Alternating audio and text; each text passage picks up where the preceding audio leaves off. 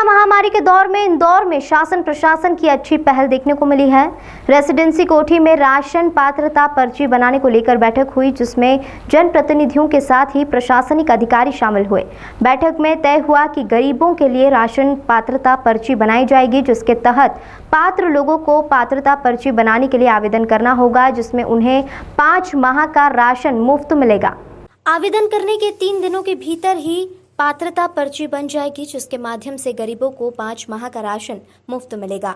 बैठक के बाद मंत्री तुलसी सिलावट ने कहा कि कोरोना महामारी के दौर में लोगों को निःशुल्क राशन मुहैया कराया जाएगा, जिसके तहत प्रधानमंत्री की ओर से 2 माह का राशन और मुख्यमंत्री की ओर से 3 माह का राशन निःशुल्क दिया जाएगा। जिन लोगों के पास पात्रता पर्ची नहीं है, उनकी पात्रता पर्ची 3 दिन में बना दी जाएगी।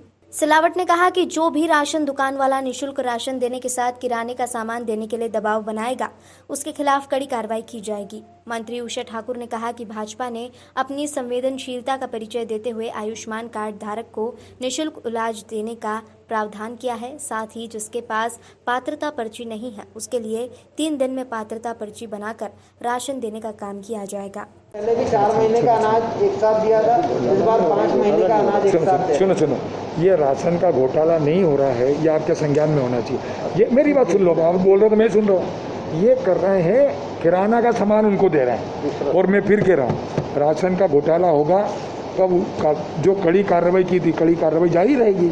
और जहाँ भी आपके संज्ञान में हो तो आप मुझे बताओ, मैं कड़ी कार्रवाई करूँगा, क्योंकि आप तो हमारे आँख भी हो कान भी हो और प्रजातंत्र के चौथे स्तंभ हो। कोई भी काम अच्छा बिना आपके नहीं कर सकते। मुझे तो आपका भी सहयोग चाहिए इस पवित्र काम में, आप भी सहयोग करो। इस आपको ढाबली में रोक दिए, कोई असर नहीं दिख रहा है। एक बात सुनो, आपको मालूम है कई लोग रासुका में गए, मैं वही कह रहा हूं, कड़ी कार्रवाई की गई थी। अब कुछ इतनी हिम्मत है उन लोगों की कि राशन को जो है मैं आपसे सरकार के नियमों का पालन नहीं कर रहे हैं, आदेशों का पालन नहीं कर रहे हैं। मैं आपको पता है, आप जब मेरे संज्ञान में आई, मुख्यमंत्री जी ने कहा कि कड़ी कार्रवाई करो, तो कुछ लोग जो हमारे मानवता के ऊपर ये कलंक लगाने की कोशिश कर रहे हैं, ये प्रहार करने की कोशिश कर रहे हैं, ऐसे लोगों पर तो कड़ी कार्रवाई की जाएगी। ये आपको भी संज्ञान में है, आप भी पूरे शहर में घूमते हो, आप भी हमारे प्रजातंत्र के चौथे स्तंभ हो, इसमें तो मुझे भी आपका सहयोग चाहिए। आप भी इसको बोलो कि ऐसे लोगों को सुनो।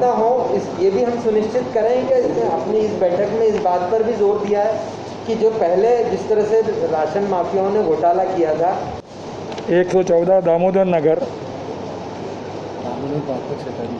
ये है दामोदर भंडार क्वांग 2 9 शक्ति महिला सहकारी उपभोक्ता भंडार है, जिसको दुकान के सील के आदेश दे दिए गए हैं, इसलिए कड़ी कार्रवाई की जाए। मंत्री जी, पिछली बार जब जी की अध्यक्षता में बैठक हुई थी, जिसमें माननीय सांसद जी, सभी विधायक, जनप्रतिनिधि उपस्थित थे, और जो अभी रिसेंटली गवर्नमेंट ने ऑर्डर किया है, ऐसे सभी गरीब जो 24 श्रेणियों में, अलग अलग श्रेणियों में हैं, जिनको पात्रता पर्ची या अर्थात राशन कार्ड की पात्रता आती है, किसी कारणवश वो लोग अपना राशन कार्ड या पात्रता पर्ची नहीं बनवा पाए हैं, ऐसे लोगों को किस प्रकार से अस्थायी तौर पर इस विपत्ति के समय में खाद्यान्न उपलब्ध कराना है, उसकी पूरी प्रक्रिया निर्धारित की गई है।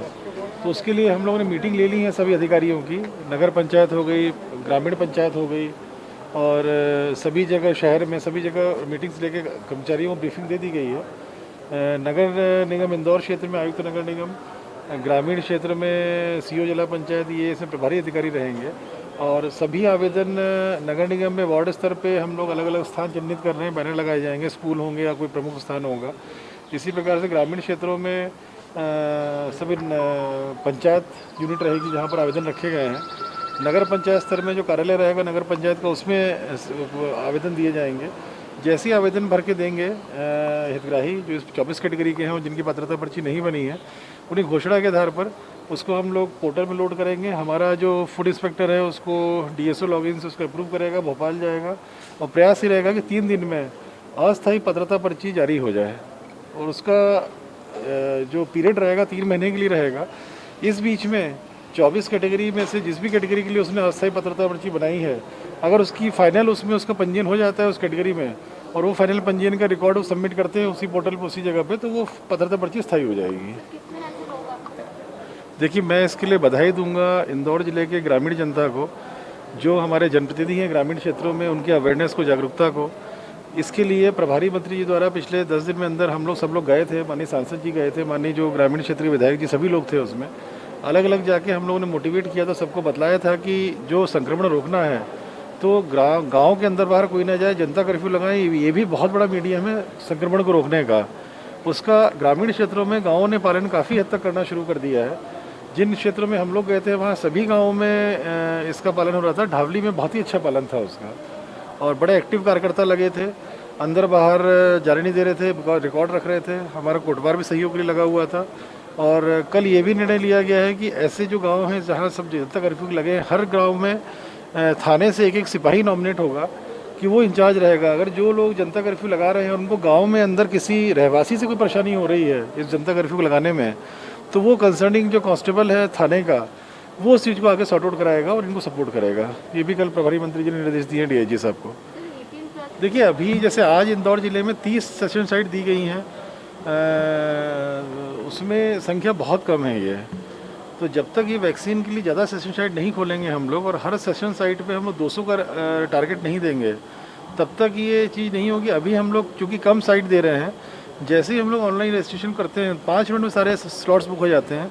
और इसमें ये भी असुविधा हो रही है जिस पे हम लोग को नियंत्रण नहीं है कि दूसरे ज़िलों के लोग भी आके यहाँ पर साइट ले लेते हैं। ग्रामीण क्षेत्रों की सेशन में शहर के लोग जाके साइट दे देते हैं, तो विवाद की स्थिति निर्मित होती है ग्रामीण क्षेत्रों में। तो आज से मैंने बोला है कि आज जरूर ग्रामीण क्षेत्रों में लगा है। आज से जब तक संख्या नहीं बढ़ती है सेशन साइट की, तब तक हम लोग शहर इंदौर में ही लगाएंगे केवल 18+ का कैंप। क्या कुछ निजी अस्पताल निजी अस्पतालों को क्रय, जो अभी नीति बनी है, जो निर्देश आए हैं गवर्नमेंट ऑफ इंडिया के, निजी अस्पतालों को क्रय करके ही लगाना पड़ेगा। वो बड़ा स्पष्ट है, जो क्रय कर लेंगे, जिनको मिल जाएगा वो वहाँ जो लोग जाएंगे उसमें। क्रय करने में कुछ शासन या प्रशासन का कुछ रोल इसमें डायरेक्ट उनको परचेज करना होगा जहाँ से जो डीलर्स हैं वैक्सीन के। देखिए मेरे ख्याल से ज़रूरी नहीं कि 100% टर्नआउट हो ही, 100% नहीं होता है।